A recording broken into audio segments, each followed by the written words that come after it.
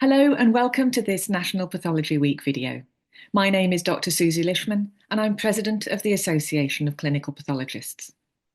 This series of videos on pathology myths and misconceptions was recorded as part of National Pathology Week 2024, an annual celebration of the vital role that pathology plays in everyone's healthcare.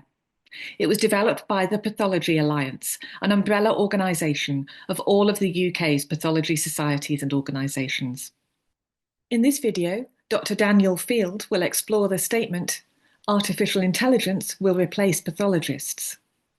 Will artificial intelligence replace pathologists? We all keep being threatened it's going to take over all our jobs. Is it going to replace us?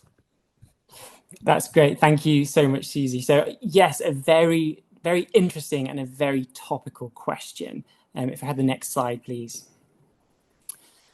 So what exactly do we mean by AI? And how is that used in pathology specialties? So AI, or artificial intelligence, refers to computers simulating human-like intelligence, which includes things like learning, problem solving, reasoning, language understanding. These tasks are very complex and usually involve many brain processes, even when we perform them subconsciously. And AI achieves these similar tasks by using algorithms and mathematical models. And AI is already integrated in our daily lives through things like Netflix, YouTube, ChatGPT, as well as our facial recognition software for banking and phones. In medicine, AI especially uses a type of AI called machine learning, which is able to analyze complex data and also learn from mistakes. So any excuse to use a dog photo. So let's say we want to train an AI algorithm to recognize a border collie. So what we would do is we'd feed it numerous labeled images of pets. The AI analyzes those image patterns and learns key features that differentiate border collies from non-border collies. But it doesn't think like humans.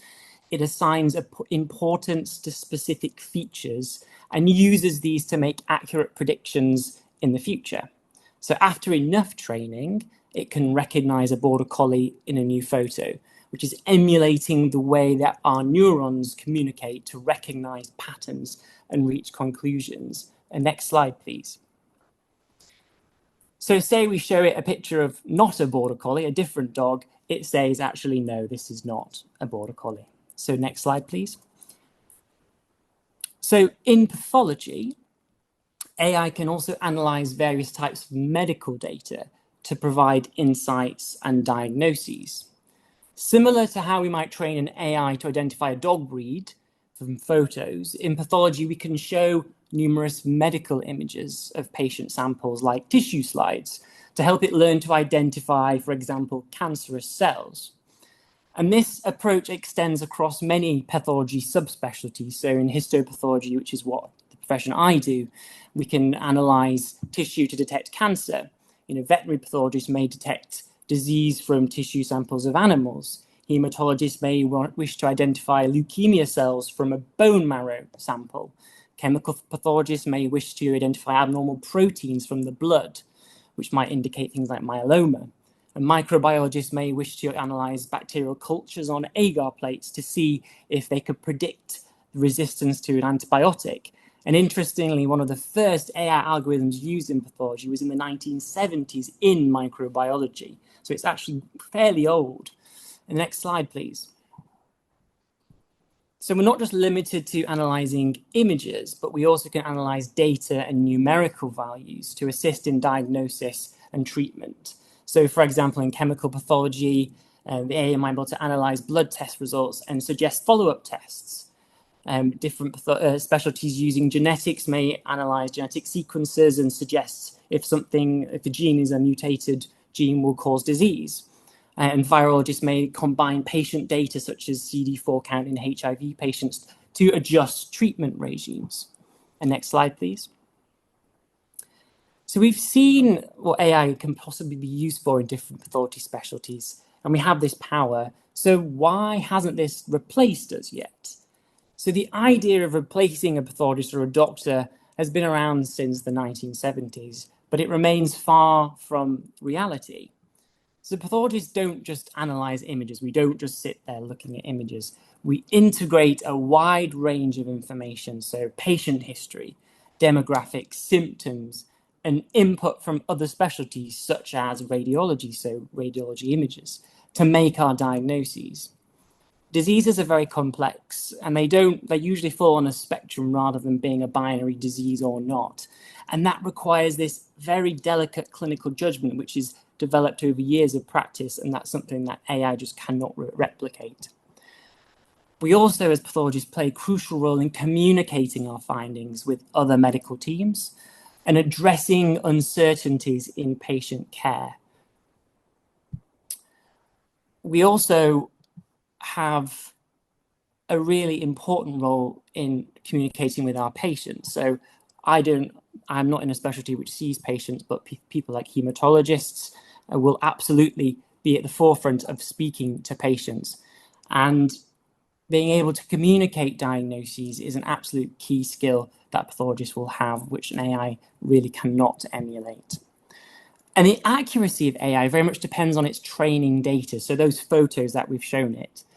And these can lead to potential errors in underrepresented populations. And this is particularly true for marginalized communities whose data often isn't used in these algorithms. And AI systems also often use something called a black box, where we don't really understand why it's reaching its conclusions. And this has led to cases like the dog-wolf study, where AI was fantastic at identifying pictures of wolves from dogs. But actually, when we sort of interrogated it further, it was looking at the snow that the wolves were in and the dogs weren't in to make their judgment rather than any true characteristics of wolves. AI also struggles with diseases it's not encountered before, and we have loads of new diseases coming into the forefront of our knowledge daily. So if that AI comes across that disease it's not seen before, it's going to make a misdiagnosis, and that has implications for patients. And many patients have what we call atypical presentations. They don't read the textbooks, they come in and don't quite play by the rules, which requires that clinical acumen to sort of assess that. And I won't go into it in any detail, but there's a lot of legal and ethical concerns that arise too. You know, if an AI makes an error which leads to patient harm, who has accountability for this?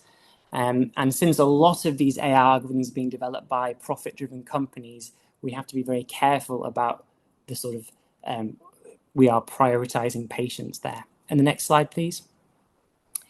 And there's no doubt AI is here to stay, but what is it going to look like for us in the next 5 to 10 years? So absolutely it's going to be used for things like measurements, which is often a very difficult task for humans to perform at scale. It also will help us focus our attention on areas of interest in, for example, tissue. And given the workflow, sort of the amount of vacancies that we have in pathology, being able to save time and money is really, really important. And it is absolutely crucial in a lot of research that is happening. We are having an augmented intelligence where pathologists are being made more intelligent by AI, but it's always up to us to police it. And the last slide, please. So I'll leave you with this quote, which has been used for many things, but essentially the only pathologists that are going to get replaced are the ones who don't let AI help them do their jobs quicker and better. So thank you. Thank you very much. That was really interesting. And certainly I've been a pathologist for 30 years, and every time there's been a new advance, there have been rumours that it was going to replace pathologists, and it has never been the case. It's always just given us a new tool that we can use to make our diagnoses more accurate. Just looking at the questions quickly. Do you think there are possible dangers for patients of trying to use AI too quickly? Absolutely. The power of AI is in the next 5, 10 years is really going to transform patients' lives. There's no doubt about that. But we have to make sure that we A, regulate it, and B, make sure we have representative training of all the models. Because if you're a patient and you're using an AI system, or your physician is using an AI system, if that wasn't trained for your demographic, for your personal characteristics, and it's for a group of people who are totally unrelated to you, then perhaps it's going to give information that will damage or alter your care in a negative way. So we are going to see some massive changes in legislation and regulation in the next 5 to 10 years. I hope you enjoyed learning the facts behind that myth. You can see more of these videos on the Royal College of Pathologists YouTube channel @I Love Pathology.